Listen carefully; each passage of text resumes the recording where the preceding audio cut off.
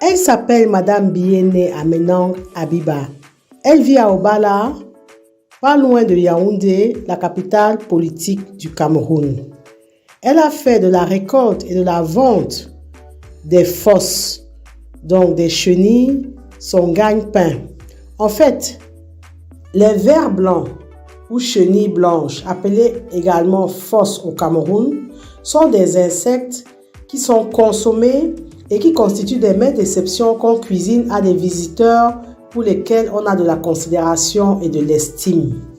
Les fosses sont précisément les larves d'un charançon des palmiers, donc plus précisément du palmier raffia. Donc ils pondent au sein du tronc d'un palmier raffia abattu et se nourrissent donc du bois de ce palmier raffia. Il faut savoir que un couple de charançons va pondre des dizaines d'œufs qui deviendront des larves en 25 jours, donc en moins d'un mois. Madame Biéné Amenang va nous en dire plus dans ce reportage. Bonjour, je me nomme Bien Amena Abiba, ingénieur agronome. Je vais vous présenter la filière entomologie, qui signifie l'étude des insectes. Mais nous allons nous attarder aujourd'hui sur les fosses, communément appelées anétons. Les fosses, ce sont des vers blancs appartenant à une famille appelée scarabée, qui a pour nom scientifique Rhynchophoros palmarus. Là, nous allons vous présenter les géniteurs qui sont les parentaux des anétons, des vers blancs. Voici. Là, ce sont les géniteurs qui ont pour nom scientifique Rhynchophoros palmarus. Là, ils sont mis en bac pour la transformation des fosses, des géniteurs, des fosses plutôt. Et il y a une différence entre le mâle et la femelle, dont vous les mettez en couple.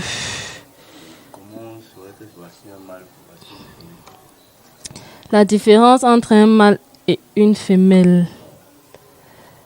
Vous voyez ici le rostre, le bec, si je peux le dire ainsi, le bec de celle-ci, elle est un peu allongée et long.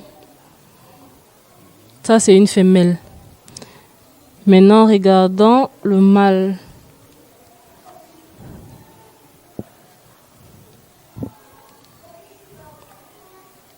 C'est une femelle. Cherchons le mâle.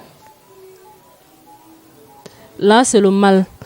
Son bec est court par rapport à celui de la femelle. Et au niveau du bec, il y a des petits points qui ressemblent à la barbe. Donc voilà les deux différenciations. Mais quand vous n'êtes pas concentré, vous pouvez confondre et mettre les mâles dans un bac. Du coup, vous n'aurez rien comme résultat. Donc là, il s'accouple que ça à l'intérieur. Oui, il s'accouple là. Là, après 2 semaines, on va venir constater les petits larves à l'intérieur. Mais là, on ne peut pas les voir parce que ça fait 1 semaine qu'on les a mis en bac. On les a mis en bac.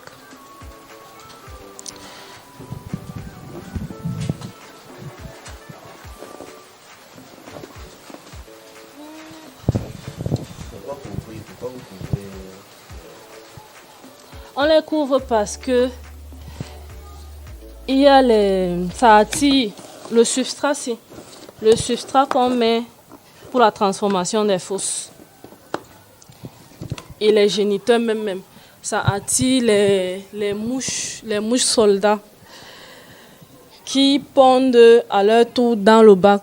Et au lieu des larves des fosses, ça forme plutôt les asticots. Du coup, c'est pour cela que nous couvrons pour que ces mouches soldats là ne pénètrent pas à l'intérieur.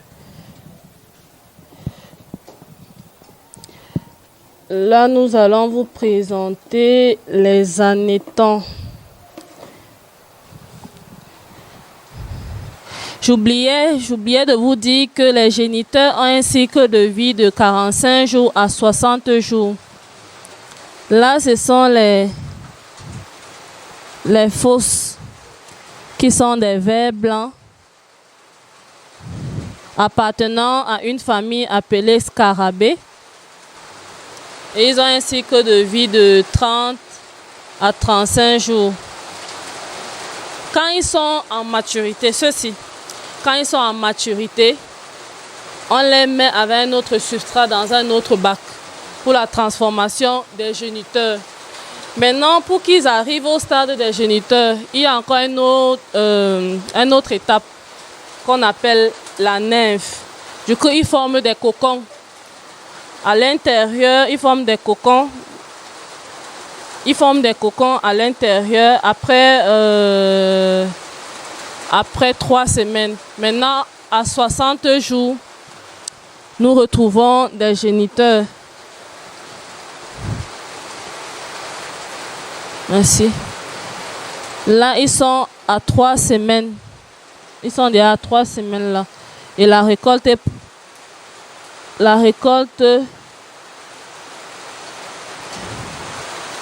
est prévue pour la semaine prochaine.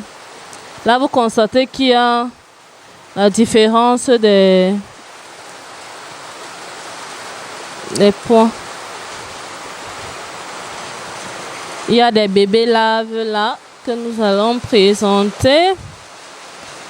Là, ce sont des géniteurs qui sont déjà morts dans le bac. Parce que quand ils finissent de pondre, chaque femelle a 300 œufs. Et par bac, ils peuvent pondre 30 à 40 œufs. Et quand ils finissent de pondre, eux, ils meurent. Quand vous ne venez pas les enlever, ils meurent. Ils meurent dans les bacs. Normalement, on doit les retirer. Quand vous les avez déjà mis en bac, vous devez revenir les retirer la 2e semaine pour les remettre dans un autre bac. Maintenant, quand vous ne venez pas les retirer, eux, ils pondent et ils meurent. Parce que ce substrat ne sera plus favorable pour eux, mais ça sera favorable pour les larves qu'ils ont pondues, donc pour les bébés.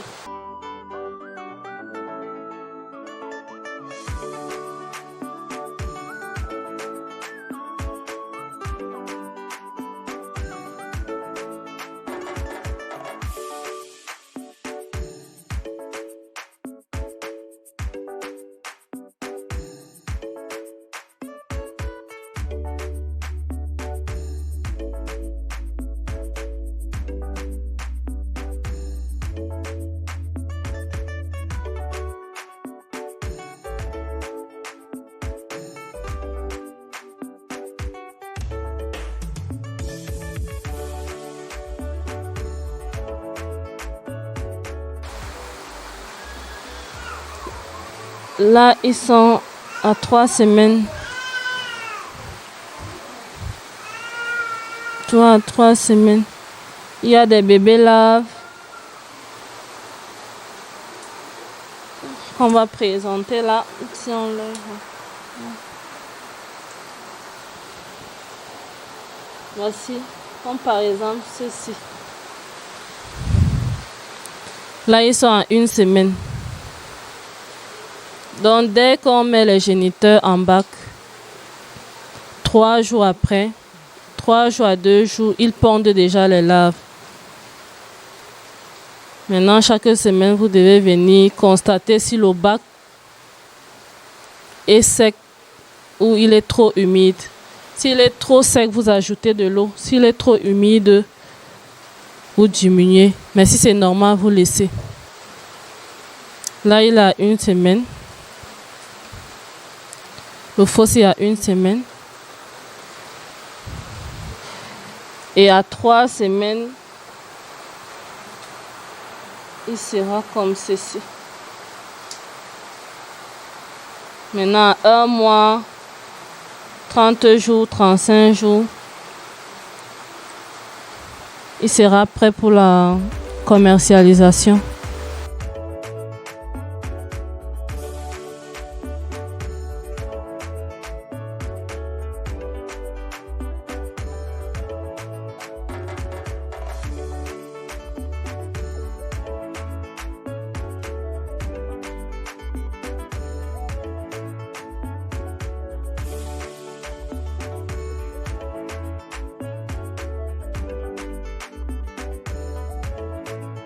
Ils sont en maturité, ils sont jaunes.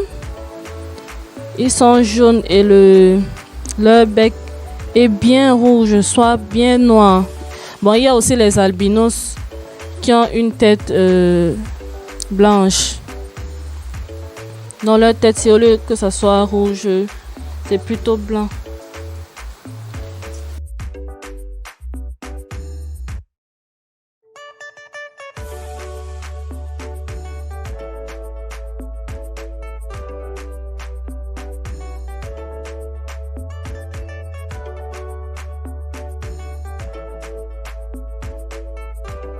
Ils ont un cycle de vie qui varie de 30 jours à 35 jours. Là, c'est une larve de une semaine. Là, ils sont déjà à 3 semaines déjà. Donc, la récolte est programmée pour la semaine prochaine.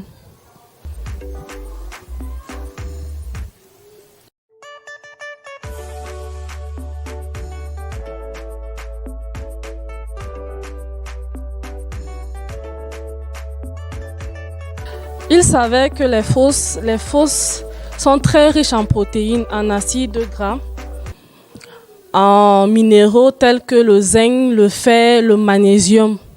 Et ils luttent contre le vieillissement prématuré. Ils stimulent aussi le système immunitaire. C'est vrai que le fos du raffia et le fos du palmier est très différent. Parce que même au marché, quand vous voyez la différence, il y a les fos qui sont extrêmement gros et qui ont une coloration qui tend à la couleur rose, si on peut le dire ainsi. Tandis que le fos du palmier à huile est jaune des fois blanc, mais très doux.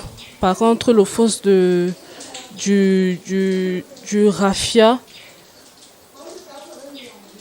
a une peau un peu dure, si on peut le dire ainsi.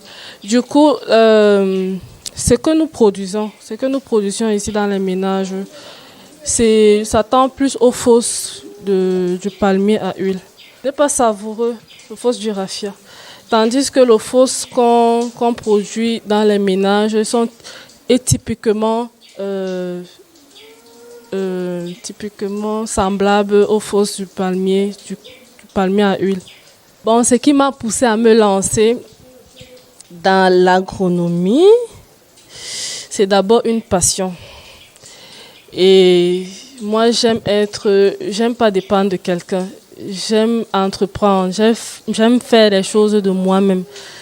J'aime être patron de moi-même. Et pourquoi cette culture? Parce que cette culture a un cycle de vie très réduit. 1 mois. Par contre, d'autres cultures, je sais pas comment l'expliquer, d'autres cultures, nous pouvons prendre l'exemple de quoi? Du poisson. Nous pouvons prendre l'exemple du poisson. Le poisson a un cycle de vie de 4 mois. Du coup, pour moi, j'aime quand je touche rapidement l'argent. C'est pas pour dire que cet élevage n'a pas de risque. Ça a énormément de risques. Mais c'est aussi rentable. Par exemple, vous pouvez confondre, si vous ne maîtrisez pas la différence entre le mâle et la femelle, vous pouvez mettre, au lieu de 5 couples, vous pouvez mettre 10 mâles dans un bac ou 10 femelles dans un bac. Et quand il y a surpopulation, c'est un risque. Et quand vous mettez aussi les mâles, c'est normal qu'ils ne pondent pas de larves. Donc vous n'aurez rien. Après 1 mois, quand vous allez venir ouvrir votre bac, vous n'aurez rien. Parce que vous n'avez pas su différencier le mâle de la femelle. Et il y a aussi, quand vous ne maîtrisez pas un aliment complet, il faut maîtriser au moins un aliment complet. Et il y a aussi le milieu de vie, le conditionnement de mise en bac. Quand vous ne maîtrisez pas ces 3 paramètres, c'est risqué. Pour la formation aussi des géniteurs, il y a un risque très énorme. Il y a l'humidité. Les géniteurs n'aiment pas l'humidité. Quand vous prenez les fosses déjà en mature, vous les mettez dans un bac. Quand vous prenez les fosses déjà en mature, vous les mettez dans un bac pour la transformation des géniteurs. Vous devez de temps en temps, 2 semaines à 3 semaines, revenir constater la présence des cocons et enlever ces cocons, mettre dans un bac qui est déjà sec. Parce que si vous les laissez dans le même bac, l'humidité peut tuer ces géniteurs qui ont commencé à se transformer de nymphes en géniteurs. Du coup, vous pouvez vous retrouver, si vous avez mis 100 fosses dans un bac qui pouvait vous... Parce que le couple, c'est 1000 francs, qui pourrait vous produire énormément d'argent. Vous pouvez vous retrouver, au lieu de 100 fosses, de 50 couples ou de 100 géniteurs, vous pouvez vous retrouver à 3 géniteurs ou même rien. Médicalement parlant, le fosse d'abord est très riche en protéines. Il est très riche en protéines. Il est conseillé pour les personnes âgées parce qu'il lutte contre le vieillissement prématuré. Il stimule le système immunitaire. Il est riche en minéraux tels que le zinc, le magnésium, le fer. Maintenant, un autre avantage. Vous pouvez commencer avec un capital minimal de 8 500 pour un bac. Maintenant, vous pouvez avoir un revenu le troisième mois du triple de votre capital. On peut prendre l'exemple, si vous mettez un bac, vous dépensez en fait, vous mettez un bac, vous dépensez 8 000 francs pour un bac. Le kilo du bac coûte 12 500, voire 22 000 au marché. Parce qu'au marché, on vend en verre, on ne vend pas en kilo. Du coup, le verre, c'est 3 000 francs. Et un verre de 3 000 francs, pour que... Un verre de 3 000, quand on remplit, parce que le kilo remplit dans 1 litre de bouteille. Et pour remplir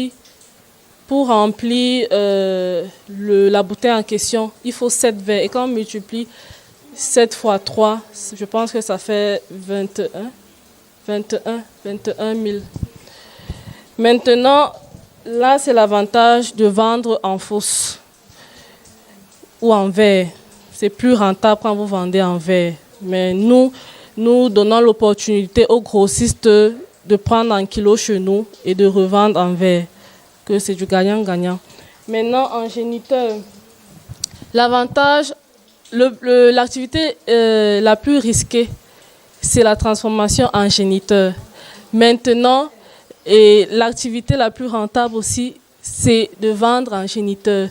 Parce que si vous mettez 100 fosses bien matures dans un bac pour la transformation des géniteurs et que vous suivez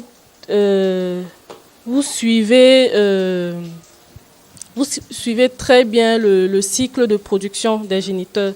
Vous pouvez vous retrouver à 45 jours, vous pouvez vous retrouver, c'est vrai qu'il y aura des pertes, mais nous prenons un exemple de 100 fosses. Vous pouvez vous retrouver avec 40 couples, sachant que le couple coûte 1 000 francs. Vous vous retrouvez à 40 000 en vendant un géniteur, au lieu de vendre le kilo à 12 500. Si vous transformez ce même kilo à 12 000, le kilo de 12 500, si vous transformez en géniteur, ça vous fait 40 000. Ça, c'est là l'avantage. Et à un cycle très réduit, donc en maxi 2 mois et demi.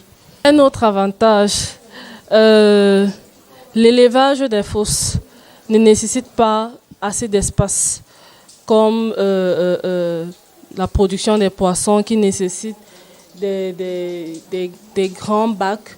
Comme vous pouvez le constater ici, même sur votre balcon à la maison, dans votre chambre, votre salon, vous pouvez produire. Et c'est sans souci, ça ne sent même pas. L'aliment dépend de chaque fossiculteur. Maintenant, la majeure partie utilise le manioc frais et d'autres intrants. Je pense que l'activité des fosses est plus rentable parce qu'elle ne nécessite pas assez d'espace et elle a un cycle de vie très réduit.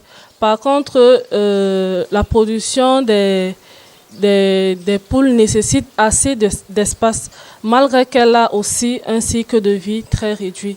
Le fosse, tu peux l'élever dans ta chambre, dans ton balcon, dans ton salon. Par contre, le poulet de chair, ce n'est pas le cas. Il n'y a pas une saison particulière pour la production des fosses. Pour les ménages, la production dans les ménages, on peut le produire à tout moment. Mais c'est vrai que c'est plus favorable en saison sèche, vu la disponibilité de certains intrants dans le marché.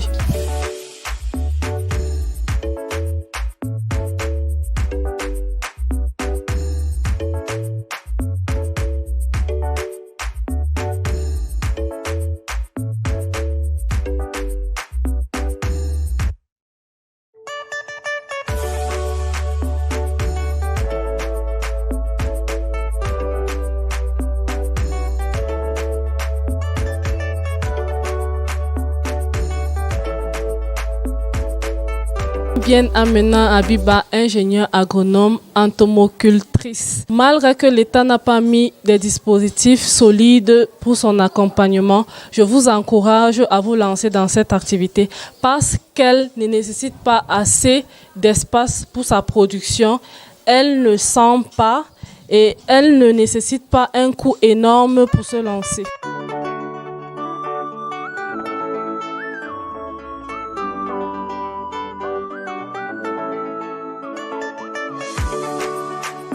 Si vous souhaitez vous lancer dans l'activité d'élevage des vers blancs ou des fosses, vous devez penser le projet en le couplant avec la récolte du vin de raffia appelé également matango. Parce que quand on abat le tronc d'un palmier raffia, on extrait également cette boisson qui est connue et reconnue au Cameroun, qu'est le matango, le vin de palme. Et donc, dans ce même tronc-là, ces chansons produisent des fosses. C'est deux activités qui peuvent être menées en parallèle. Merci de liker, de partager, de commenter la vidéo si vous pensez qu'elle vous a été utile.